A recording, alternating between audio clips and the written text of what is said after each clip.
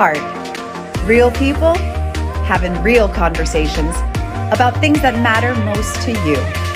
I'm Sherry Elise. I'm Cyrus Webb. I'm Rich Oseguera. I'm Patrice Tanaka. And we are Heart to Heart.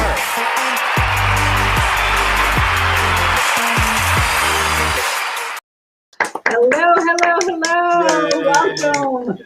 Welcome to Heart, an interactive talk show where you get to choose the topic. And this show, we have some great questions that have come in from you that you sent in. And halfway through the show, we are going to reveal which one is chosen, and it's waiting in the vault for us. Myself and my co-host, we have no idea what the topic is going to be. So we look forward to uncovering that with you today. So as a quick favor, go ahead and hit share on this show so that you can go ahead and share the love. We've got some really cool things happening today. And one of those is that we have a very special guest joining us. You always hear us talk about her, but today you are going to get to meet her. And don't forget to say hello to us. Let us know that you are here, because what's important to us is what is on your heart. So without further ado, let's bring on our special crew. That rhymed. Without further ado, look at this. The Fabulous Four has turned into the something five, something that sounds good with the FMS. Fabulous Five. The fabulous. You know. Sometimes Still fabulous, more fabulous. Awesome. So in case you are tuning in for the first, well, actually, if this is not your first time here, what you might notice is that we've got an extra beautiful, lovely soul here with us. Please meet Tracy Allen, who is our producer of Heart to Heart. Hello. Awesome. Yes, gratitude. Yay, Tracy. Yes. Hello, Sylvia, Cody, Carl. Nice to see you guys. So happy you're here with us today. So, Tracy, how does it feel to be here with us? It's awesome. I'm super grateful to join the crew today for a little bit here. So thank you for having me to do this. And I'm trying to work a couple things at one time here. So I'm going to go ahead and pop the link in the chat so that you guys, people watching, you guys can go ahead and leave your feedback, leave us some questions and stuff, for future shows and whatnot. See if we can pick your question. So yeah, that's it. Awesome. Tracy, you got some fans out there in the audience. Yeah. She's got to give autographs. How are you guys doing, Patrice, Rich, Cyrus? What's going on with y'all? The week is flying by. I mean, it's just, I always look forward to Wednesdays, but it seems to get here like right after Monday. So that's what I'm doing. Well, after a great verdict yesterday, I'm good today. Mm-hmm. Yes. Can't go without mentioning that. Are you guys all feeling like, when I was watching it yesterday, it just brought me back to the O.J. Simpson trial. I don't know about you guys, but was just sitting there watching the television, holding my breath, wondering what was going to happen, having faith that, the right thing would be done. And then literally just the exhale. Yeah. I mean, for me, I didn't realize how much space it's occupying. And when the verdict, I just assumed he was going to get off. I hoped great and all of that. But when I saw that he was guilty on all charges, I actually cried. Me too. And that was very surprising and absolutely warranted. And there's a lot more work to do. So it's a step in the right direction, and there's a lot more work to do, and it's going to take a lot more people, especially non-people of color, stepping up to the plate and pointing out what's wrong and making, these systemic changes. But we're in a better direction. And then, of course, while that verdict was being read, a young teenager in Cleveland, Ohio, was shot dead. And she's the one who actually called the police to come help her. And she gets murdered. So, it goes on, and we have a lot of work to do. Yep. It's It was absolutely a step in the right direction. Thank God. That's all I just kept thinking was, there's so much work to do, as you said, but at least it was one step forward as opposed to one step backwards, as far as that goes. So I don't know. It's a lot, but I'm grateful that was the verdict. And Cody said we can breathe, and yesterday gave me hope. So we're going to move forward from this and continue to show up and do the right thing. That's right. And I think that it really is all of our obligation, right? I mean, I think, we all know what it's like to have those dark days. And what I love, though, the thing about George Floyd's family that I really respected throughout this whole year was their whole thing was just about justice. They knew nothing would bring back George Floyd, but they wanted justice for him, but also his name to be remembered. And as his daughter says, that daddy changed the world. And so we will, hope that is something that she continues to believe. Yes. Absolutely. Yeah. Absolutely. So, for me, it's so funny. We were having such a deep conversation about this prior to going on camera, because I said, really for me, it goes so deep and it's so painful that I really have nothing to say about it. I have a lot to say, but I have nothing to say all at the same time. So the main thing I just want to say is that I'm glad that there is some accountability. I'm grateful for the people all over the world that said this is not right, that people took a stand and said, you can't keep doing this. Yet it keeps happening, but at least more people are aware and are in the corner of justice. So I'm grateful for that. And As soon as the verdict was delivered, I started sharing this cartoon that somebody sent me. We, the jury, find that Black Lives Matter, which I thought captured the sentiment exactly. I mean, I just breathed a sigh of relief that the jury did the right thing, and that this was a first. I mean, the fact that, this was a first is also kind of breathtaking, that, it took this much to get a conviction. It's sad, but it's also, a sign of hope that maybe we can do better going forward.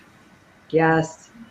yeah, and the an interesting thing of this whole story and of the media coverage that I watched yesterday, there was a lot of focus on the young lady whose video led to the whole conviction, because the official press release for the incident was, pun intended, very whitewashed, and it didn't address any of what actually happened there. And that's how it would have been if that video hadn't surfaced, if that young lady, who herself is a teenager, hadn't stood there, staying, and they tried to pepper spray her and get her to stop, and she didn't, and she shared it to Facebook. So here's an example of social media video helping, change the world. And I heard a lot of coverage saying if that video didn't happen, that specific video, because there were others, but if hers didn't surface, then we wouldn't even be talking about this right now. And so, Once again, a young Black woman, saves the day and helps us to come to the right decision. Hope. Moving forward. That's it. That's all we can do. Oh, so Tracy, I know this is your first show with us, and we are so happy to have you here with us live. Tell us something that's on your heart today. What's been going? What have you been thinking about? I have all kinds of great things happening. I'm super happy about a lot of things. And I love just keeping things light. I love having fun. And I saw a question on Twitter that I just got a kick out of as I was getting ready to, meet up with you guys today. And the question was, who in the F still uses bar soap in 2021? And I was like, I do. So I was just kind of curious, like, who here? Is it just me? I use it for my face, and like a lot of people don't use soap on their face, but I still use it for my face, and then I use the liquid soap for the rest of me. So I'm just curious, like, what do y'all use? I want to answer this because I'm a cosmetics queen. I own that title proudly. I absolutely use bar soap, very high quality bar soap from doTERRA, and for me it's a mood. I have gel as well. I love bath gel, also from doTERRA, and all essential oil based. And I choose. It depends on my mood. So some days it's one or the other. Some days it's a combo. On my face, though, I use a face scrub or like a cream cleanser. So I don't put bars of soap on my face, Tracy. Look, Cody said no bar soap, please. So I guess he doesn't want you to do that. And it's true. I do drop the bar of soap every time. I was holding that in. I was say, don't drop the soap. It's clockwork every time. Yeah. No one's in there with me. I love bar soap too, Yeah. only because I have a specific brand called Pré de Provence. And so each bar has a different scent. And I love to fill my my shower with the scent of, tropicals like gardenias and jasmine and coconut. I love coconut. So, it's like taking a mini vacation when I do that. But I don't use it on my face. I just wash with water. Well, you know what? I can't believe I'm in the majority with this. I use bar soap too, except for on my face. And I also like tropical, and it's high quality. It's Dial. Oh boy. You have it on your Amazon store? You know what? No, what I use on my face I do, but I'm not even going to name it. See, I'm not even going to name it. but as far as the body, I do use bar soap. But no, I grew up on Dial. I know that sounds crazy, but they have some great scents though. Yeah. And they have a great tropical, and even in just the bathroom, I get excited about soap too. So even in the bathroom, before you open it, you can smell it. I mean, it smells really good. But yeah, so I'm bar soap too. I love how we tackle the tough issues here at Heart. Yes. I use bar soap too. So, and I use high quality as well. I go between Irish Spring and Dove. I'm here with you, Sherry. I like the Dove. Irish Spring reminds me of my dad's house. It always just smelled like very, I don't know, it's homey. It reminds me of that, which is a little weird when you're taking a shower to think your dad. But okay, that was weird. I'll just own that. I'll own that. I was just trying to make a joke, but now it's awkward. So then I switched. I know. Then I switched to Dove because my skin got super sensitive. So I use Dove Sensitive Skin. Always, I feel, again, this is probably going to be a TMI, but I like bar soap because I feel like it gets in all the cracks and crevices. And I love that. Visuals. Yeah. And then I use a different face wash because I think like soap on your bar soap is a little dry.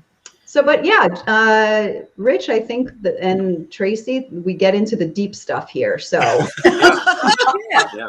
And I just want to point out, when I use the soap on my face, I use a washcloth. I use a washcloth for my face and my whole body. So I feel like every day I exfoliate my skin, and I use Caress. And hey, I'm 55. I don't have wrinkles. It didn't dry my skin out. I'm doing all right. Yeah. All right. Well, you need to sell that in a bottle because seriously, I can't believe she's 55. I know. It's amazing. So, guys, without further ado, Tracy, that was an awesome question. Thank you. Yeah. and look, it brought unity in the group. Yes. Yes. Who knew? And listen, I think my vibe set off the blue. My soap pushed in, and it set off this blue wave that we have going here. So we're all in sync. So now I'm going to actually go behind the scenes because I'm going to let Sherry introduce what's coming up next. All right, well, Tracy. Tracy, thank you so much for being here with us. We loved having your blue suit, your blue you. Well, happy you. I don't know what I'm talking about. So, guys, it's part of the favorite time of the show where we get to reveal what it will be waiting in the Heart to Heart vault for us. So, open up the vault.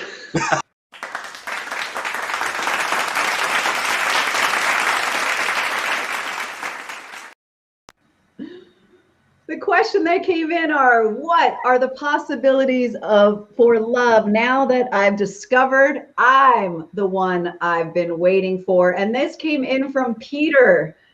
Woo! Thank you, Peter, for sending in this question. I was hoping that would be the one to get picked. Really? Yes. I was hoping for another one. Each of us have our hopes for the week. It's come up a few times. I'll just jump in with it. Yeah. You know, I think it's a really brilliant question. One, it tells us that Peter has discovered like just loving himself, right? To ask that question. He's coming from a place of like, I finally get it. I am the one. I actually know Peter, so I can say that with some confidence that that's where he's coming from. And that's a great place to be. And I know that I've struggled in different times in my life to be in that place, because for a long time, and we're taught in our culture, music, movies, everything, we're taught, books, that we are 50% of an equation, and we are not whole and complete unless there's someone else in our life to fill in that other half, right? Oh, she's my better half. He's my better half, right? So that's a lie. As far as I'm concerned, we are perfect, whole, and complete as we came into this planet. And hopefully at some point we get back to that understanding. We actually can embrace it. And for me, when you're in that place, then anything's possible. You're not looking for someone else to fulfill you or to complete you, because you've got that on your own. And what that means is when you do attract a person into your life, and this is not just for romantic relationships, but in this case, it feels like that's what the question's about. If you're coming from that place of I'm perfect, whole, complete, and I am happy, I'm actually happy as a single person, right? You're going to attract someone hopefully like that too. And then you have 200% whole, complete people. And that's exponential. It isn't 100%. It's exponential. And life is very different when you're in a relationship like that. Rich, it's interesting hearing you talk about that. You know, growing up, I thought that I was going to get married, have a family, and people always told me you're going to be a great dad, you're going to be a great husband because you like to provide, you like to work hard. And I never will forget, before my grandmother died, she told me, I'm so glad you didn't get married. And I think the thing for myself is, and I love this question from Peter too, but I look at it a little bit different. I have always, I have a lot of friends of mine who feel like what you were saying, Rich, that and not that, look, relationships are great.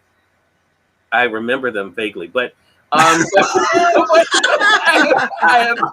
have friends of mine that say, I'm looking for someone to complete me. I'm looking for someone to fill this void. And I used to think to myself, why do you need somebody else to do that? What is wrong with you feeling that? I have found that for myself.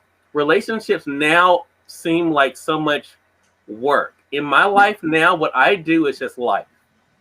For me personally, and this is just my personal thing, the reason why I haven't dated in almost 11 years is because that seems like work to me. I'm not very good one-on-one. I'm not very good at sharing my time that way. Definitely not good in sharing my attention that way. And so I think, but I'm okay. I mean, I don't feel like I'm missing out on anything. I have a great nephew, and I get to spend time with him, and we have a great relationship. I have family, I have a great relationship with friends, I have great relationships with. But I'm so glad to just be home and be by myself. And I'm so glad that I can't tell you the last time I felt lonely, honestly. I mean, it is something I don't even think about. You don't have time to feel anything. Well, that could be it too. But for me, it's like I have definitely fallen in love with me and what I'm able to bring, not only for others but also for myself. Yeah. And actually, I love what you just said, Cyrus. And I think that if everyone could fall in love with themselves and be totally content and happy and whole, then we would eliminate a lot of the problems that we have in the world, right? Absolutely. I actually, I don't know. I love to watch these sitcoms involving usually friends, like whether they're male or women friends, and the way they, have each other's back. And one of my favorite sitcoms was Girlfriends. I don't know if you guys remember that with Tracy Ross Ellis. They were, each of those characters, brilliant, and it was just such great ensemble acting.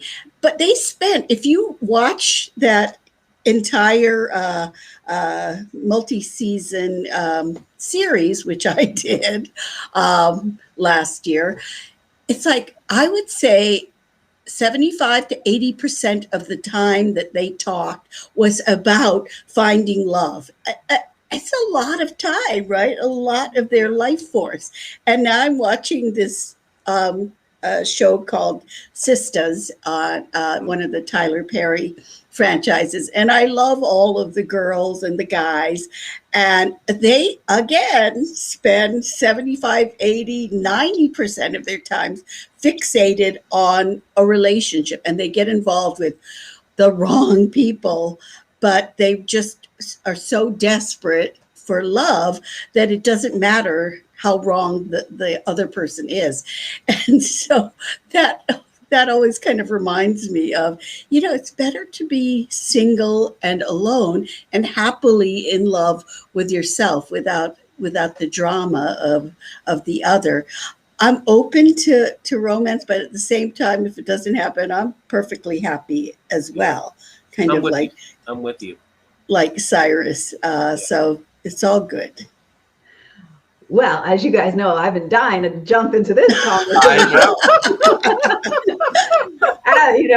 As someone who teaches and coaches on self-love, which ultimately leads to joy, I have a lot to say on this, but I'm going to try to not bore everybody's, brains off, whatever that means.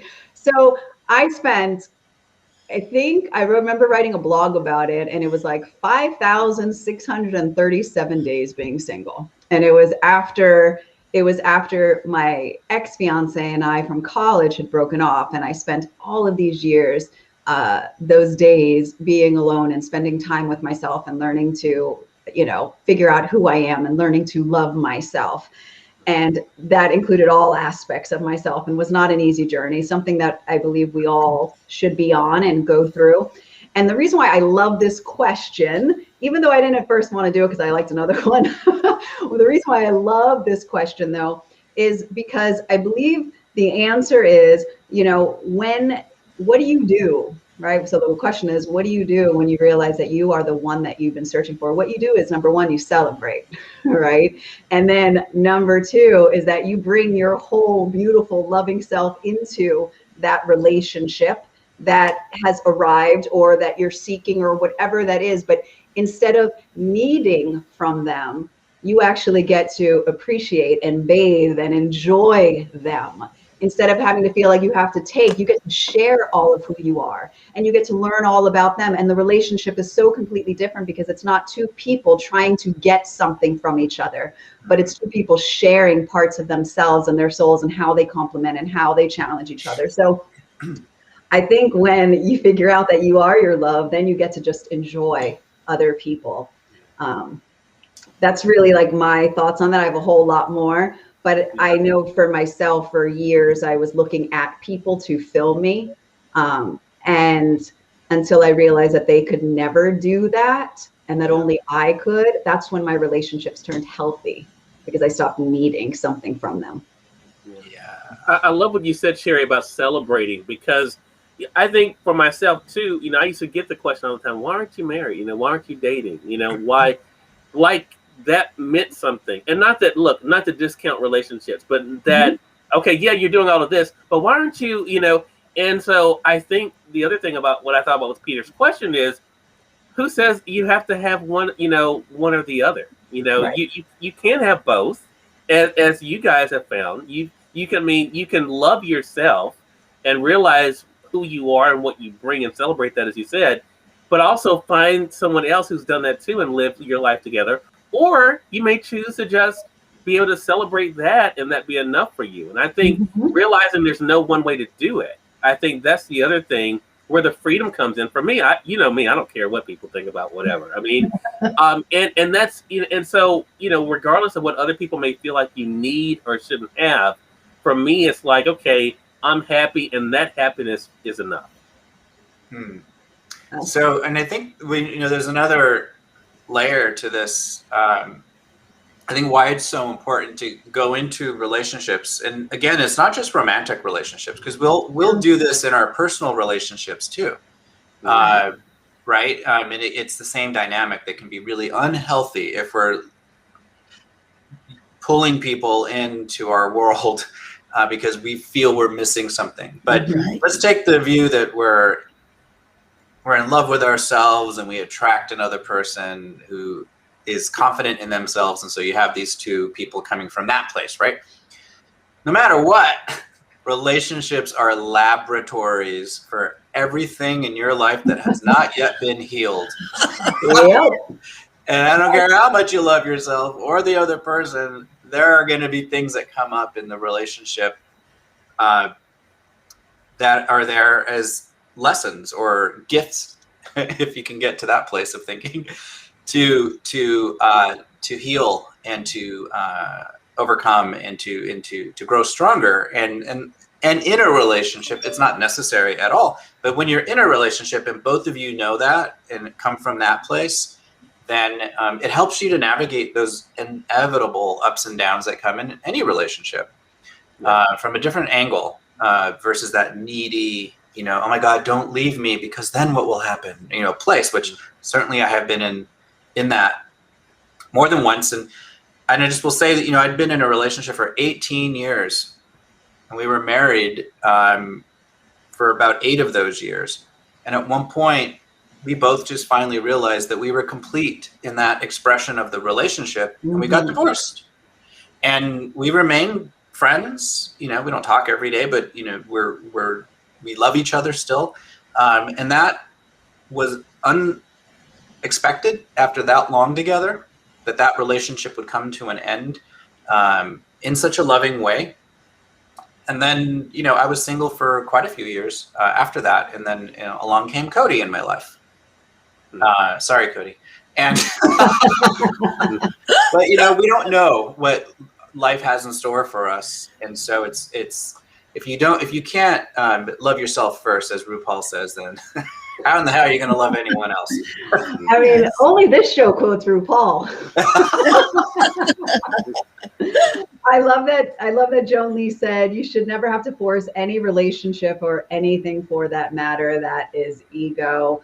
And I think that's what's really beautiful about this topic that we're having, is really that it's about letting things flow. It's about, learning to just go with what feels right to you.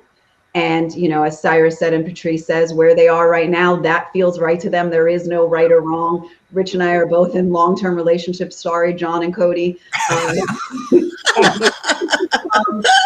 But still, this work of self-love is ongoing. And I love that you said laboratory, Rich, because all my stuff comes up all the time, and all of ours does and that's again in personal relationships too. So we just want to thank you, Peter, for sending in that question. And if you are watching this right now and there's something that you want us to have a heart-to-heart on, then please go to the question submission form. Tracy has put it in the comments. You'll be able to find it and send in. You could send it in anonymously. You could put your name in there. It doesn't matter, but we would love to be able to talk about what is important to you. Like what kind of soap you use. Yes. These are very important things that we all need to talk about. We want to thank you guys all so much for watching with us today, Heart to Heart. Tracy, thanks for being here with us on camera. We love you. Thank you for all the work that you do. And for all of you that are watching right now, remember, to take care of your heart and one another's. See y'all next Wednesday. Right. Bye, everybody. Bye.